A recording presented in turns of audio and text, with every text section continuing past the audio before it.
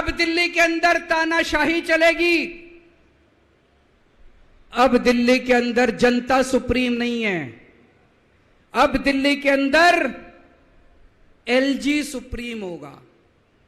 अब दिल्ली के अंदर चाहे जनता जिसको मर्जी वोट दे, चाहे जनता जिसकी मर्जी सरकार बनाए, प्रधानमंत्री जी कहते हैं सरकार तो मैं ही चलाऊंगा, मेरी तानाशाही चलेगी। अब जनता सुप्रीम नहीं है, जनता की नहीं चलेगी, जनता की सरकार की नहीं चलेगी। प्रधानमंत्री जी कहते हैं एलजी के जरिए मैं सरकार चलाऊंगा। 26 जनवरी 1950 को हमारे देश का संविधान लागू हुआ। बाबा साहब अंबेडकर ने संविधान बनाया। बाबा साहब अंबेडकर ने अपने संविधान में लिखा कि इस देश के अंदर जनतंत्र होगा, जनता सुप्रीम होगी। आज प्रधानमंत्री जी ने भारत के संविधान के परखच्चे उड़ा दिए। प्रधानमंत्री जी ने भारत का संविधान बदल दिया। प्रधानमंत्री जी कहते हैं अब जनता सुप्रीम नहीं होगी, अब एलजी सुप्रीम होगा। जनता सुप्रीम नहीं होगी, अब प्रधानमंत्री सुप्रीम होगा। प्रधानमंत्री जी कहते हैं अब दिल्ली की जनता की वोट की कोई कीमत नहीं होगी।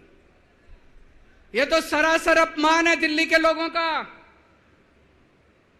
प्रधानमंत्री जी कहते हैं दिल्ली की जनता जिसको मर्जी वोट दे, उस वोट की कोई कीमत नहीं है। दोस्तों, ये बीजेपी वाले रोज मेरा अपमान करते हैं, मेरे को गालियां देते हैं, गंदी गंदी गालियां देते हैं। मेरे को अपने मान और अपमान की कोई चिंता नहीं है, मैं कोई परवाह नहीं करता। मैं इनको वापस गाली नहीं देता, मेरे को गाली गलौज नहीं करनी आती, मेरे संस्कार नहीं सिखाते। मैं 24 घंटे अपने काम में व्यस्त रहता हूं, मेरे को काम से मतलब है। आप लोगों ने मेरे को इतना मौका दिया, इतनी जिम्मेदारी है, 24 घंटे काम करता हूं। ये लोग मेरे को जितनी मर्जी गाली दे लें, लेकिन इस बार इन लोगों ने आपका अपमान किया है, आपकी वोट की कीमत, आपका वोट का अपमान किया है। यह मैं बर्दाश्त नहीं कर सकता, आपके अपमान को मैं बर्दाश्त नहीं कर सकता। इसको किसी हालत में नहीं होने देंगे। दिल्ली के लोगों के वोट का जो इन्होंने अपमान किया है, मोदी जी ने तमाचा मारा है दिल्ली के लोगों को, इसको बर्दाश्त नहीं कर सकते। इसको ठीक करा के रहेंगे, इस अध्यादेश को खारिज करा के रहेंगे, सुप्रीम कोर्ट के आदेश को पालन करा के रहेंगे। करेंगे कि नहीं करेंगे?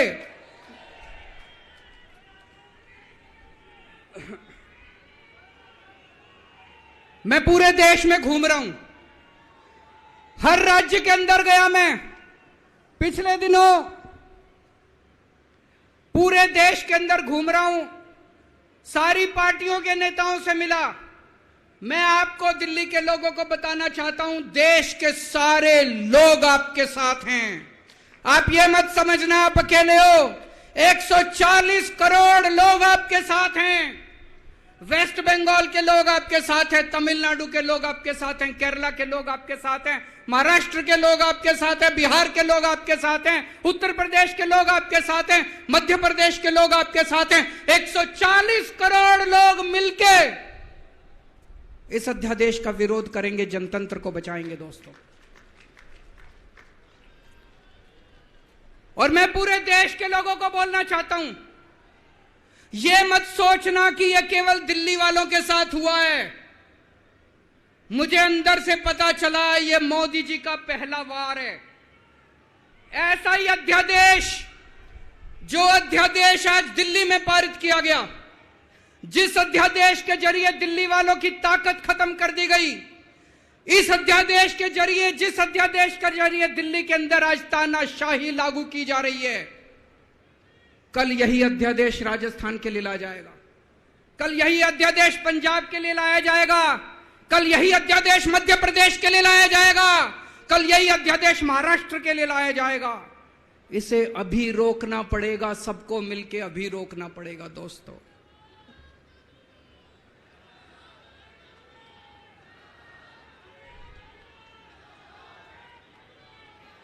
मोदी जी दिल्ली वालों के पीछे क्यों पड़े हैं?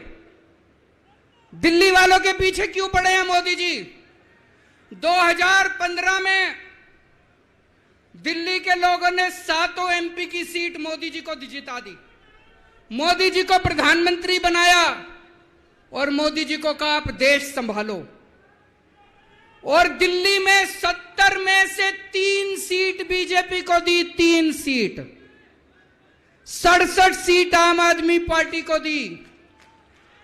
और दिल्ली के लोगों ने कहा केजरीवाल जी आप दिल्ली संभालो। बीजेपी को 3 सीट देने का क्या मतलब? दिल्ली के लोगों ने अपनी आंखें लाल करके मोदी जी की तरफ देखा और बोला आप देश संभालो, खबरदार दिल्ली की तरफ आंख उठा के देखी तो। बोला कि नहीं बोला? 2020 में फिर से दिल्ली के लोगों ने 7 एमपी की सीट मोदी जी को दी, बोले आप देश संभालो। आम आदमी पार्टी को 70 में से 62 सीट दी, बोले केजरीवाल जी आप दिल्ली संभालो। फिर से दिल्ली के लोगों ने आंखें लाल करके मोदी जी को कहा आप देश संभालो, दिल्ली की तरफ आंख उठा के मत देखना। लेकिन प्रधानमंत्री जी से देश तो संभल नहीं रहा, देश का तो बेड़ा गर्क कर दिया। रोज उठते हैं और दिल्ली वालों के काम रोक देते हैं, रोज उठते हैं और दिल्ली वालों के काम। मैं स्कूल बनवाता हूं, मोदी जी कहते हैं मैं तेरे स्कूल नहीं बनने दूंगा। मैं अस्पताल बनवाता हूं, मोदी जी कहते हैं तेरे अस्पताल नहीं बनने दूंगा। मैं मोहल्ला क्लिनिक बनाता हूं, मेरे मोहल्ला क्लिनिक तोड़वा दिए मोदी जी ने। पिछले साल प्रधानमंत्री जी ने दिल्ली के अस्पतालों में दवाइयां बंद करा दी। मैं सीसीटीवी कैमरे लगवाता हूं, प्रधानमंत्री जी एलजी को कह के सीसीटीवी कैमरे नहीं लगने देते। पिछली साल मोहल्ला क्लिनिक के अंदर इन्होंने गरीबों के टेस्ट बंद करवा दिए। दोस्तों, मैंने दिल्ली के लोगों के लिए योगा क्लासेस शुरू की, प्रधानमंत्री जी ने योगा क्लासेस बंद करवा दी। प्रधानमंत्री जी से मैं कहना चाहता हूं आप देश संभालो ना, आपसे देश तो संभल नहीं रहा। देश का बेड़ा गर्क कर दिया आपने। चारों तरफ इतनी महंगाई हो रही है, पेट्रोल 100 रुपए लीटर पहुंच गया, डीजल 90 रुपए लीटर पहुंच गया, दूध महंगा हो गया, सब्जियां महंगी हो गई, एलपीजी का सिलेंडर 1000 रुपए के ऊपर हो गया। इनको समझ ही नहीं आ रहा महंगाई कैसे, इनको चौथी पास राजा को समझ ही नहीं आ रहा कि देश कैसे संभाले। एक दिन कहते हैं 2000 का नोट आएगा, 5 साल बाद कहते हैं 2000 का नोट जाएगा। अरे इनको समझ ही नहीं है। आप लोगों ने कोई समझदार प्रधानमंत्री बनाया होता, कम से कम ये तो बता देगा 2000 का नोट आएगा कि जाएगा। चारों तरफ बेरोजगारी फैली हुई है, इनको समझ ही नहीं आ रहा बेरोजगारी कैसे दूर करें। चारों तरफ भ्रष्टाचार फैला हुआ है, इनको समझ ही नहीं आ रहा भ्रष्टाचार दूर कैसे करें। जीएसटी की वजह से व्यापारियों का बेड़ा गर्क हुआ पड़ा है, इनको समझ ही नहीं आ रहा जीएसटी को कैसे ठीक करें। पूरे देश का रेलवे में मेरी आप लोगों से गुजारिश है, एक टेस्ट करके देखना। कोई 2nd class AC, 3rd AC, 2nd class की टिकट खरीद लेना, 2nd क्लास स्लीपर की। एक बारी रेल में जाके देखो इन्होंने रेलवे का क्या हाल कर दिया। पूरी रेलवे का बेड़ा गर्क कर दिया। अच्छा खासा चलता हुआ रेलवे इन्होंने बेड़ा गर्क कर दिया इन लोगों ने। 2002 में प्रधानमंत्री जी गुजरात के मुख्यमंत्री बने, 12 साल गुजरात के मुख्यमंत्री रहे। पिछले 9 साल से देश के प्रधानमंत्री हैं। 21 साल हो गए मोदी जी को राज करते करते, 21 साल। 2015 में मैं दिल्ली का मुख्यमंत्री बना, मेरे को 8 साल हो गए दिल्ली पे राज करते करते। आज मैं चैलेंज करता हूं और देश की जनता को अपील करता हूं, मोदी जी के 21 साल, मेरे 8 साल, दोनों के देख लो किसने ज्यादा काम किया। केजरीवाल ने ज्यादा काम करा, केजरीवाल ने 8 साल में ज्यादा काम करा कि मोदी जी ने 21 साल में ज्यादा काम करा। अरे इनसे काम तो होता नहीं है। देश के अंदर जो अच्छा काम करता है उसको रोकने की कोशिश करते हैं। ये आज दिल्ली के सारे अच्छे काम रोकना चाहते हैं। मोदी जी के पास तो फुल पावर थी 21 साल, मेरे को तो इन्होंने काम भी नहीं करने दिए, हर काम में टांग अड़ाया। फिर भी मेरे 8 साल उठा के देख लो, कितने स्कूल बनवा दिए, कितने अस्पताल बनवा दिए, लोगों का इलाज मुफ्त कर दिया, लोगों के बच्चों को पढ़ाई दे रहे हैं अच्छी, बिजली मुफ्त कर दी। मैंने बिजली मुफ्त करी। मोदी जी कह रहे हैं फ्री की रेवड़ी बांट रहा है।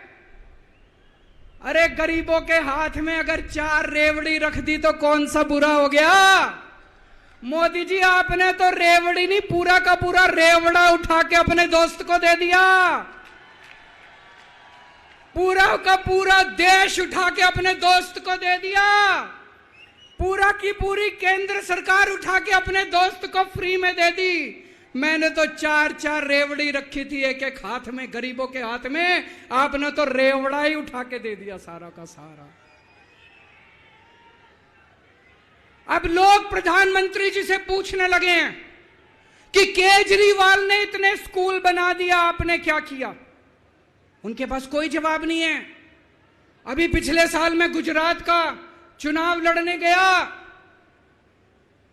वहां पे हर आदमी, गुजरात के हर आदमी के मुंह पे था, अरविंद जी आपने स्कूल इतने अच्छे कर दिए, आपने दिल्ली में स्कूल बच्चों की शिक्षा इतनी अच्छी कर दी। तो एक दिन प्रधानमंत्री जी ने सोचा कि मैं भी जाके स्कूल में फोटो खिंचवाऊंगा। पूरे गुजरात में ढूंढने से उनको एक स्कूल नहीं मिला जिसमें मोदी जी फोटो खिंचवा ले। एक स्कूल, 30 साल से गुजरात में बीजेपी की सरकार है, एक स्कूल नहीं मिला। इनको एक स्टूडियो के अंदर टेंट लगा के एक क्लास, फर्जी क्लास बनानी पड़ी। 10 बच्चे बुलाए, डेस्क लगाए, वहां पे मोदी जी एक बच्चे के साथ बैठे और उन्होंने फोटो खिंचवाई। अब लोग प्रधानमंत्री जी से पूछने लगे हैं कि केजरीवाल ने इतना काम कर दिया, आपका काम कहां है। तो अब मोदी जी ने तय किया मैं केजरीवाल को काम नहीं करने दूंगा। उन्होंने मनीष सिसोदिया को उठा के जेल में डाल दिया। उनको लगा मनीष सिसोदिया को जेल में डालने से शिक्षा के काम रुक जाएंगे। उन्होंने सतिंदर जैन को उठा के जेल में डाल दिया। उनको लगा सतिंदर जैन को जेल में डालने से मोहल्ला क्लिनिक बंद हो जाएंगे, अस्पताल बंद हो जाएंगे। मैं प्रधानमंत्री जी को बोलना चाहता हूं, हमारे पास एक मनीष सिसोदिया नहीं है, हमारे पास 100 मनीष सिसोदिया हैं। हमारे पास एक सतिंदर जैन नहीं है, हमारे पास 100 सतिंदर जैन है। आप एक को जेल में डालोगे, हमारा दूसरा आ जाएगा काम करने के लिए, काम नहीं रुकेगा दोस्त। जब इनको जेल में डालने से काम नहीं चला तो अब ये ऑर्डिनेंस लेके आए हैं और ऑर्डिनेंस से ये सारा काम रोकना चाहते हैं। दोस्तों आज दिल्ली के लोग मुसीबत में हैं। दिल्ली के लोगों के ऊपर यह अध्यादेश थोपा जा रहा है। आपने पिछली बार 7 MP को वोट दिया था, कहां है वो सातों के सातों? अपने घर में दुबक के बैठे हैं। वो बीजेपी के गुलाम है, वो आपके नहीं है, आपके सगे नहीं है, वो बीजेपी के गुलाम है। आपको कल को मुसीबत आती है तो केवल आपका बेटा, आपका भाई केजरीवाल आपके साथ खड़ा है, वो कभी खड़े नहीं होंगे। दोस्तों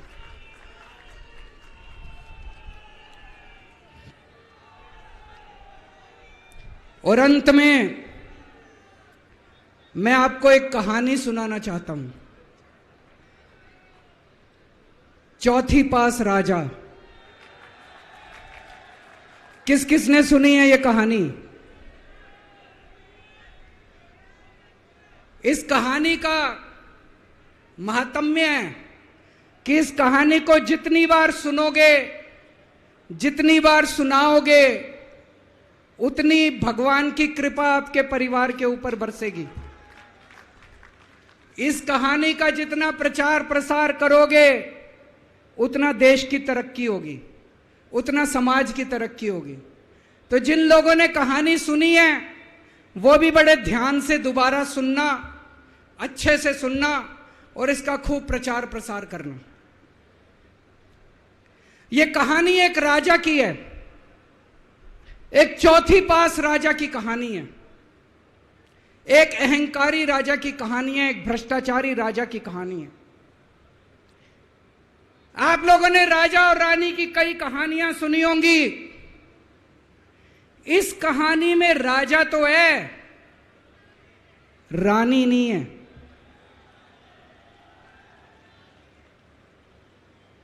तो एक महान देश था, कई हजार साल पुराना देश।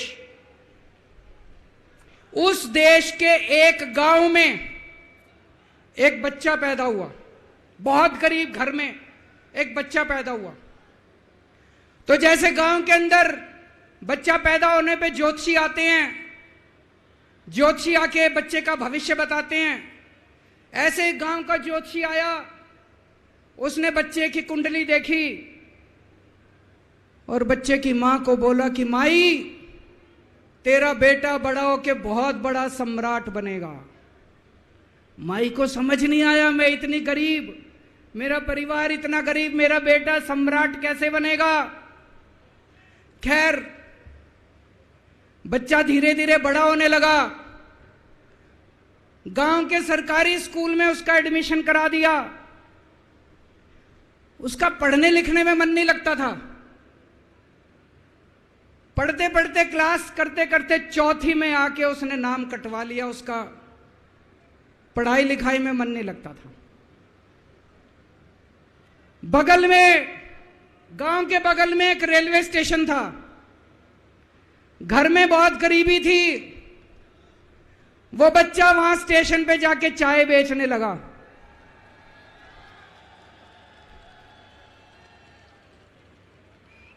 चाय बेच के अपना गुजारा करता था। वो भाषण बहुत अच्छा देता था, बचपन से ही बड़ा अच्छा भाषण देता था। गांव के लड़कों को इकट्ठा कर लेता और भाषण देना चालू करता। धीरे धीरे आसपास के गांव में फैल गया कि यह बच्चा भाषण बड़े अच्छे देता है। आसपास के लड़के भी इकट्ठे हो गए और जो मर्जी टॉपिक हो भाषण देना चालू कर देता था और रुकता ही नहीं था, घंटों घंटों तक भाषण देता रहता था। बच्चा बड़ा हुआ। ज्योतिषी ने कहा था, बड़ा होके बच्चा उस महान देश का सम्राट बन गया। लेकिन राजा तो अनपढ़ था, उसे तो कुछ आता नहीं था। अफसर आते, उस अनपढ़ राजा से जहां मर्जी साइन करा लेते, जहां मर्जी जो मर्जी साइन करा लेते। वो राजा अनपढ़ था, उसे लगता था मैं अगर अफसरों से पूछूंगा तो मेरी कमजोरी सबके सामने प्रकट हो जाएगी। अफसरों को लगेगा मेरे को कुछ आता नहीं है। अफसर जो मर्जी लेके आते थे वहां साइन कर देता था। वो धीरे धीरे पूरे देश के अंदर फैल गया कि राजा अनपढ़ है, राजा अनपढ़ है। राजा को बड़ा बुरा लगने लगा। तो राजा ने कहीं से एक फर्जी डिग्री का जुगाड़ कर लिया। एक फर्जी डिग्री का जुगाड़ कर लिया, एमए की डिग्री का। और राजा बोला मैं एमए हूं। पर सच्चाई तो पूरे देश को पता थी, राजा तो अनपढ़ था। धीरे धीरे राजा अहंकारी भी होता गया। अहंकारी राजा और ऊपर से अनपढ़। जो मर्जी उस राजा के पास जाता और राजा से कुछ भी पास करा के ले आता। एक बार कुछ लोग गए, राजा को बोले जी नोटबंदी कर दो। नोटबंदी करने से भ्रष्टाचार खत्म हो जाएगा, आतंकवाद खत्म हो जाएगा। राजा को कुछ समझ नहीं आया। राजा की खूब चमची मारी उन्होंने। राजा ने एक दिन शाम को टीवी पे आके 8 बजे नोटबंदी कर दी। पूरे देश का बेड़ा गर्क हो गया दोस्तों। लंबी लंबी बैंकों के सामने लाइनें लग गई। कई लोग मर गए, दुकानें बंद हो गई, रोजगार बंद हो गए, बड़ी बड़ी इंडस्ट्री बंद हो गई। पूरे देश का बेड़ा गर्क हो गया। फिर एक दिन कोई आके बोला जी 2000 का नोट ले आओ। राजा 2000 का नोट ले आया। 4 साल बाद कुछ लोग आके बोले जी 2000 का नोट बंद कर दो। राजा ने 2000 का नोट बंद कर दिया। राजा को अकल तो थी नहीं। बेवकूफ था, अनपढ़ था। कभी 2000 का नोट चालू करता था, कभी 2000 का नोट बंद करता था। एक बार कुछ लोग आके बोले जी ये किसानों के कानून बना दो, इस कानून से किसानों का भला होगा। राजा ने कानून बना दिए, पूरे देश के किसान सड़कों पे उतर आए। 750 किसान मर गए आंदोलन में, और 1 साल के बाद राजा को वो तीनों कानून वापस लेने पड़े। एक बार उस देश के अंदर बहुत बड़ी महामारी फैल गई, चारों तरफ महामारी फैल गई, लोग मरने लगे।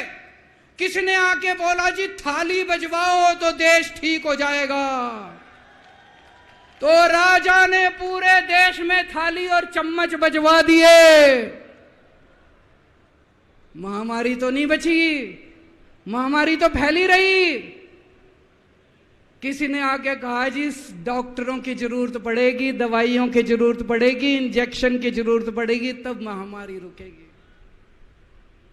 राजा अपने दोस्तों का बड़ा ख्याल रखता था। उसके दोस्त थे। एक दोस्त ने 10,000 करोड़ रुपए चोरी कर लिए, राजा ने उसको देश से भगा दिया। दूसरे दोस्त ने 20,000 करोड़ चोरी कर लिए, राजा ने उसको भी देश से भगा दिया। पर एक दोस्त ऐसा था जिससे राजा की ज्यादा ही दोस्ती थी। कौन था? उसको उन्होंने सारे एयरपोर्ट बेच दिए, सारे जहाज बेच दिए, सारे सी पोर्ट बेच दिए, उन्होंने आसमान बेच दिया, जमीन बेच दी राजा ने, खदानें बेच दी। उस दोस्त पे राजा मेहरबान था। राजा का एक और दोस्त था।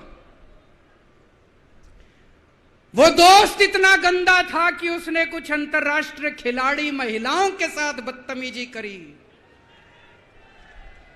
लेकिन राजा ने दोस्ती नहीं छोड़ी। मजाल जो उस दोस्त के ऊपर कोई आंच आ जाए, राजा उस दोस्त के साथ खड़ा रहा, लेकिन उसने खिलाड़ियों का सुना। राजा का एक और दोस्त था। उस दोस्त ने किसानों के ऊपर गाड़ी चढ़ा दी, रौंद दिया, कुचल दिया किसानों को। राजा ने अपनी दोस्ती नहीं छोड़ी। इस बात पे तो दाद देनी पड़ेगी कि राजा दोस्तबाज था, 1 नंबर का दोस्तबाज था। चारों तरफ अत्याचार हो गया, चारों तरफ देश के अंदर इनके अपने लोग जो थे वो बलात्कार करने लगे, गलत काम करने लगे, हाहाकार मच गया। जो राजा के खिलाफ बोलता, राजा उसको पकड़ के जेल में डाल देता। एक दिन एक पत्रकार ने कार्टून बना दिया राजा के खिलाफ, उस पत्रकार को उठा के जेल में डाल दिया। एक दिन एक किसी पत्रकार ने उनके खिलाफ कुछ लिख दिया, उसको पकड़ के जेल में डाल दिया। जो राजा के खिलाफ बोले उसका बेड़ा गर्क। कोई जज अगर उस राजा के खिलाफ ऑर्डर करता था, राजा उसको बख्शता नहीं था। चारों तरफ अत्याचार, महंगाई, बेरोजगारी।